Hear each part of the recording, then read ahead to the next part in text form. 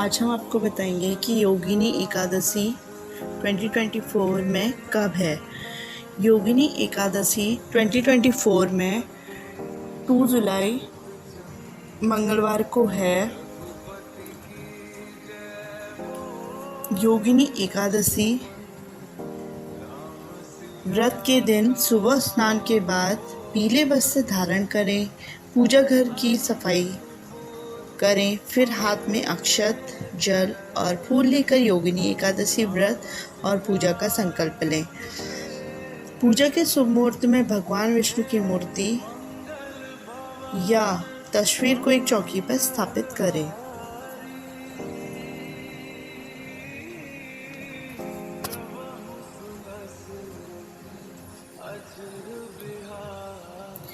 योगिनी एकादशी निर्जला एकादशी के बाद और देवशयनी एकादशी से पहले आती है।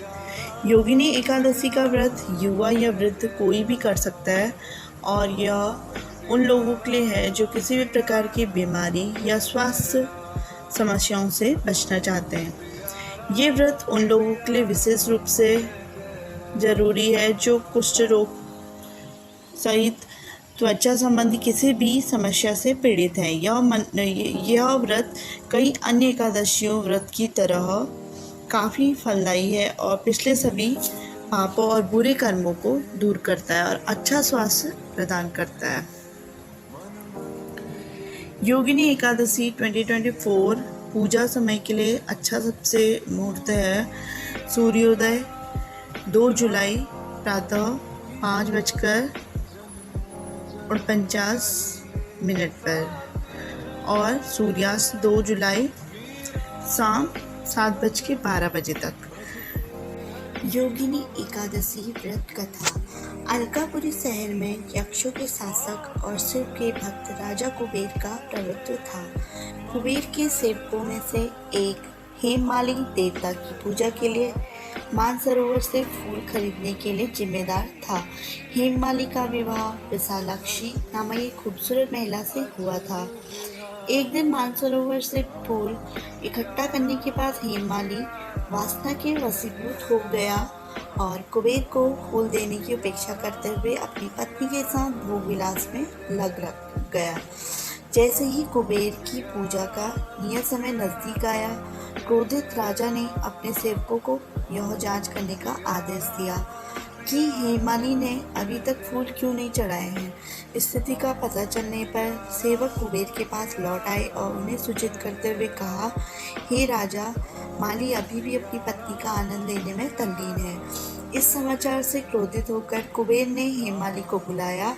भय से कांपता हुआ हेममाली कुबेर के सामने आया और अपनी उपस्थिति को देखकर कुबेर क्रोध से भस्म हो गए,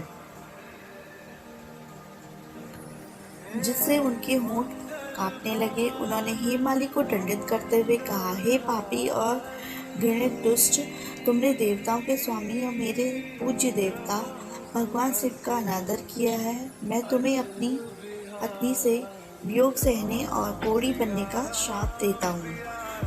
मृत्युलोक में पहुँचने पर इस प्रकार कुबेर के श्राप से हेममाली पृथ्वी पर गिर गया और कोढ़ी में प्रवृत्त हो गया। पीड़ा में भटकते भटकते अंततः वह मार्कंडेय ऋषि के आश्रम में पहुँचे। हेममाली की दयनीय स्थिति को देखकर ऋषि ने पूछा, तुम्हारे साथ ऐसा कौन सा दुर्भाग्य हुआ है जिसने तुम्हारा एक बार सुंदर रूप छीन लिया। अपनी आध्यात्मिक शक्तियों के माध्यम से मैंने सीखा है कि तुम्हारा शरीर एक बार शानदार था।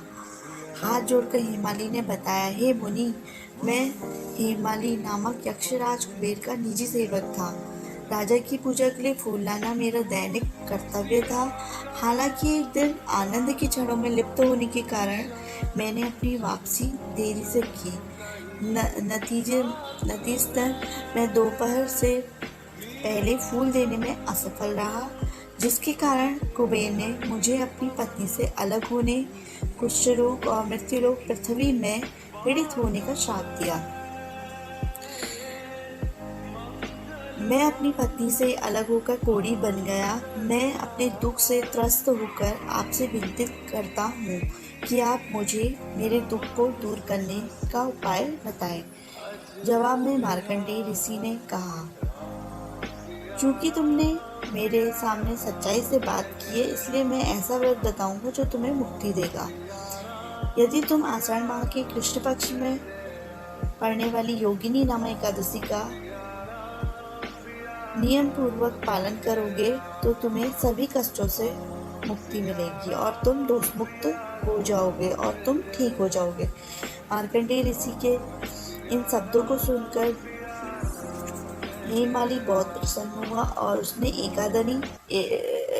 योगिनी एकादशी व्रत का पालन शुरू किया।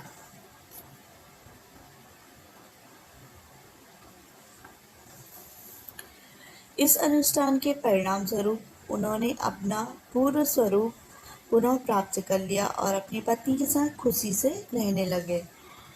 कथा का समापन करते हुए भगवान कृष्ण ने कहा, हे राजन, योगिनी एकादशी की कहानी कहने या सुनने से प्राप्त पुण्य 88,000 ब्राह्मणों को भोजन कराने के बराबर है।